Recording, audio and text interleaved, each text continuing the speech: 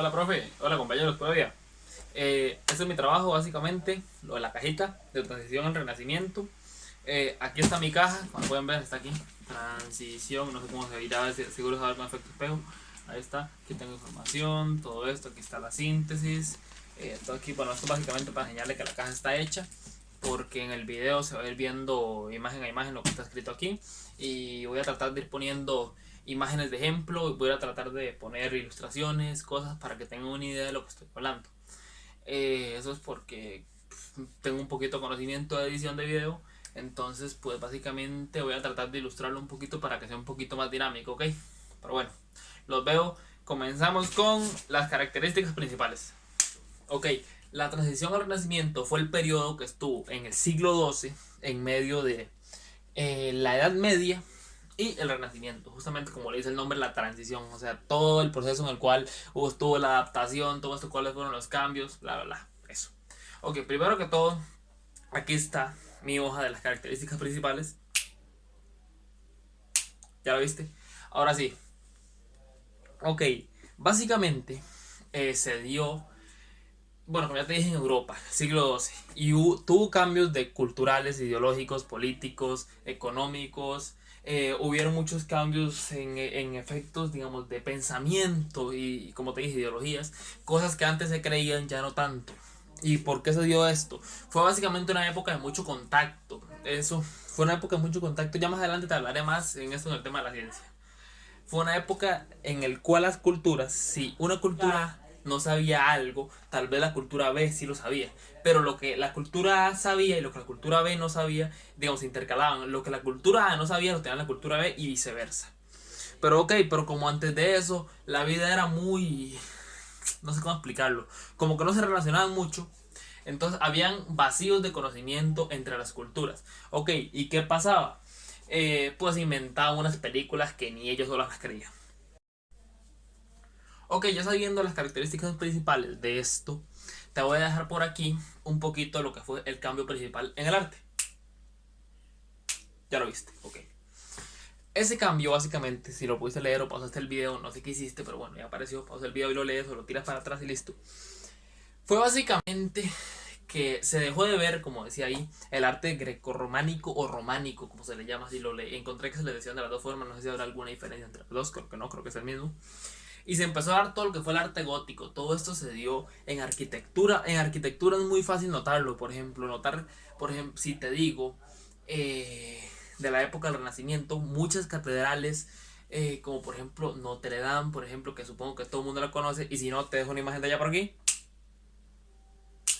Tiene muchas cosas interesantes, como por ejemplo todo lo que son los arcos de medio punto, que son estos arquitos, así que son un montón de piedritas apiladas, pero que están todas así, pues no se cae por alguna extraña razón de que todas se ayudan. Todo lo que son los pináculos, que son las puntitas esas de arriba de los chunches. Muchas vallas de refuerzo, muchas estructuras que básicamente tienen muchos nombres, pero eso. Ok, en arquitectura se nota mucho, pero en todo lo que fue pintura también, en muchas cosas. Te voy a dejar por aquí una foto de una pintura, de una pintura gótica. Ok, ya la viste. Bueno, básicamente esto se dio en el arte, fue como el cambio más significativo que a nosotros en esta carrera tal vez nos importe. Pero así pasó. En la música también se dieron cambios, pero que en música no te puedo dejar una imagen o nada aquí, entonces pues no sé. Pasamos a lo siguiente.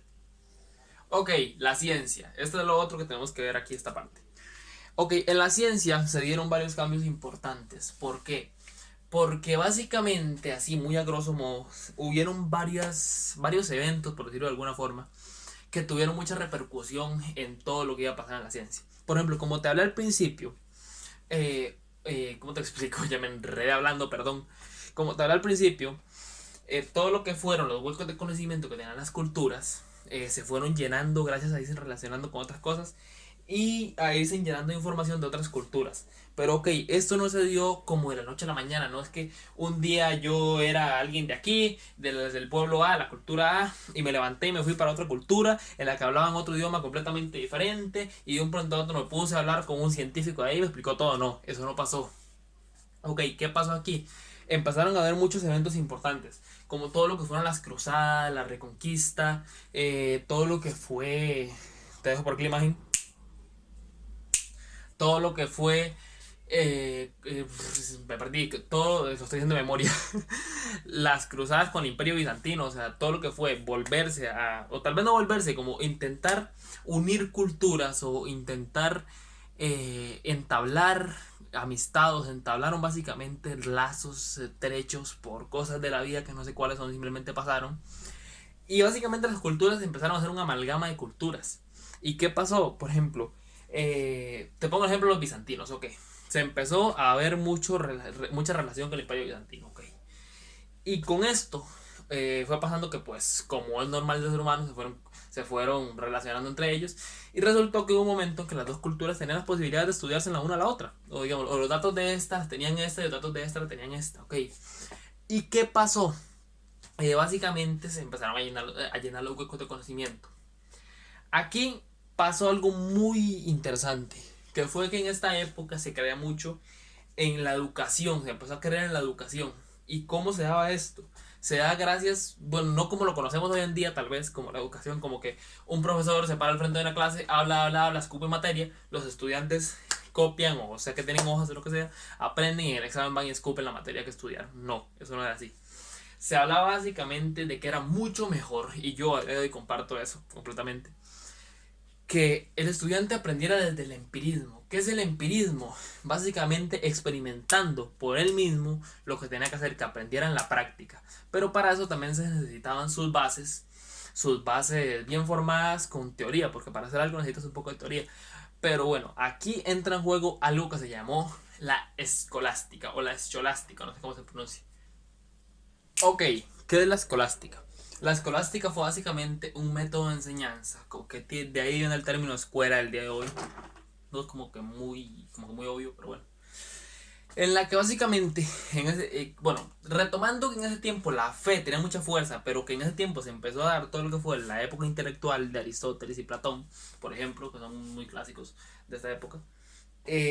Aquí la escolástica tuvo un papel de mediador, por decirlo de alguna forma. Fue un método de enseñanza en el cual la fe y la razón, por decirlo de alguna forma, intentaron llegar a un punto medio. Ok, tenían obviamente fuentes muy, muy importantes, como lo podían ser para el lado de la razón, podían ser Aristóteles y Platón, y para la iglesia podían ser obviamente las Sagradas Escrituras y unos padres de la iglesia muy importantes, como por ejemplo San Anselmo y San Agustín. Ok, esas fueron básicamente las fuentes más importantes de la escolástica.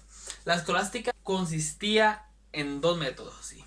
La lectio y la questio. La lectio era básicamente lo que hoy conocemos como una clase normal de estudios sociales, por decirlo de alguna forma, o de historia, como lo quieras ver. El profesor se paraba al frente de su clase con todas sus ganas de dar clases o sin ganas, depende de cómo sea el profesor. Y básicamente escupía y escupía y escupía materia, escupía información, escupía todo.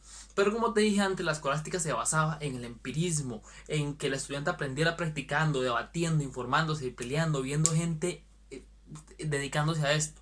Entonces, en la cuestión era justamente donde se daba esto, donde se daba básicamente mediante debates generalmente.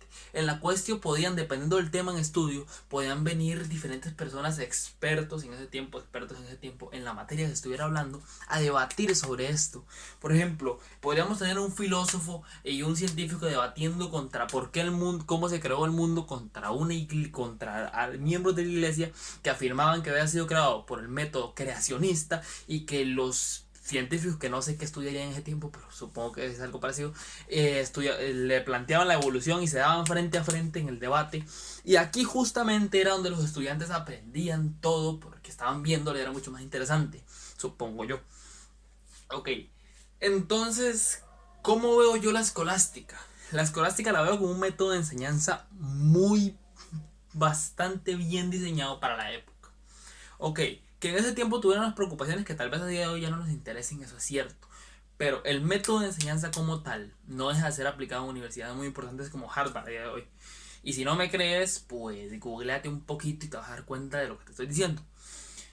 Pero bueno, básicamente eso fue la escolástica y esto fue toda la transición al rendimiento de la ciencia, en qué afectó y el cambio más importante para ella. Ok, ya para terminar, De lo último que quiero hablar en este trabajo, en esta exposición virtual o video explicativo, como lo quieran tomar, es básicamente de todo lo que fue Borgoña. En Borgoña hubieron muchas cosas interesantes, bueno, algunas más que otras. Por ejemplo, la corte de Borgoña, que fue todo lo de los duques y todo eso, lo cual no pienso hablar, siento que no me aporta nada el trabajo, nada de mi carrera, ni nada interesante para hablar. Que simplemente teoría está interesante saberla, pero nada importante. Algo de lo que sí quiero hablar, que casi no hablaba de la música de este tiempo, ni nada de esto, fue básicamente de la escuela de Borgoña. En la escuela de Borgoña, ¿qué pasó? Aquí lo tengo apuntado, pero bueno. Fueron básicamente un grupo de compositores del siglo XV del norte de Francia, Bélgica y Países Bajos, de los cuales suenan algunos apellidos conocidos que por eso está apuntado. Los voy a leer porque no pienso hacer esto de memoria. Como Dufay, Duschois, Busnois y Dunstable. Como escuchas son apellidos franceses, belgas, de Países Bajos, imagínate. Todo esto. Ok. Pero bueno, así a grosso modo, ¿qué era la escuela de Borgoña? La escuela de Borgoña, bueno, como ya te dije, era un grupo de compositores que en realidad se dedicaban a dar clases. Eran sus profesores, por decirlo de alguna forma. En la que enseñaban a los alumnos, básicamente. Pero como era una época de revolución de pensamiento, tenemos que tener en cuenta que antes de esto se estudiaba solo música sagrada, solo música de la iglesia, no tanto música profana. Bueno, en ese tiempo, como fue la transición, hubieron muchos debates, entonces había como un término medio. Pero bueno, ese término medio dio lugar a algo curioso, ya te lo cuento. Ok, en esta escuela se estudiaba tanto música sacra, como, bueno, sí, música sacra, música sagrada, como música profana.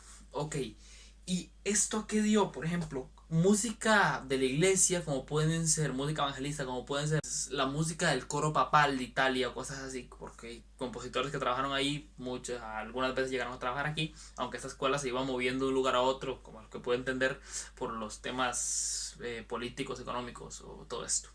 Era muy inestable todo lo que eran los gobiernos en ese periodo.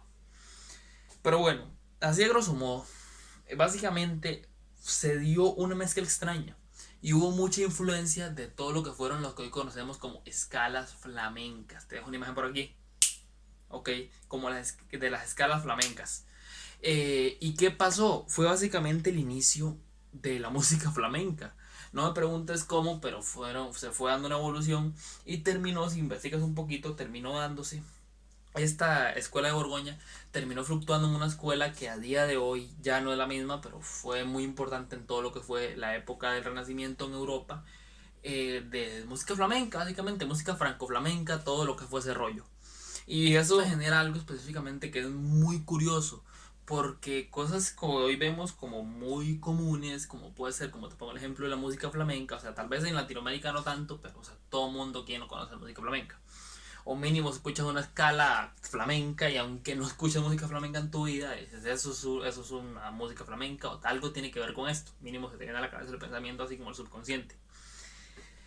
Y es que dar en conciencia que todo lo que hoy tenemos hoy en día viene relacionado a hechos que pasaron hace mucho, mucho tiempo, aunque no parezca.